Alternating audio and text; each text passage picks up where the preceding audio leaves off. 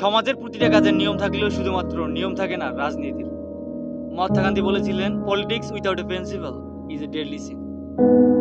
নিয়মহীন রাজনীতি সমাজ ধ্বংসের মূল কারিগর। আপনি ঠান্ডা মাথায় ভাববেন যে আমাদের বাংলাদেশের রাজনীতি কোন নিয়মে চলছে, আপনার উত্তর একটাই আসবে, তা হচ্ছে না। আমাদের দেশের রাজনীতি কোনো নিয়মেই তো চলছে না, যে যার মতো দেশ চালাচ্ছে। ঠিক এটাই রাজনীতির বিদ্যা, এমন এক বিদ্যা যেখানে লেখা থাকে না কোনো নিয়ম, কোনো নীতি। এখানে শেখানো হয় কাকে অন্ধের মতো বিশ্বাস করতে হবে আর কাকে ঘৃণা করতে হবে। আর ইহা শেখানোর পণ্ডিতকে আমরা বলি নেতা। আর আমরা হয়ে উঠি আমাদের প্রিয় নেতার সাধারণ কর্মী। আমরা আমাদের জীবন জৈবন দিয়ে হলেও নেতার দাবার গুটি হই, যেন তিনি আমাদের যেখানে সেখানে ব্যবহার করতে পারেন। সুখের সময় নেতা আমাদের কোনো ভাগ না দিলেও দুঃখের সময় ভাগ বুঝিয়ে দিতে কোনো আপোষ করে না। নেতাকে বাবা ডাকতে ডাকতে ভুলেই যাই আমাদেরও যে জন্মদাতা পিতা আছে, যার হাত ধরে আমরা চলতে শিখেছিলাম।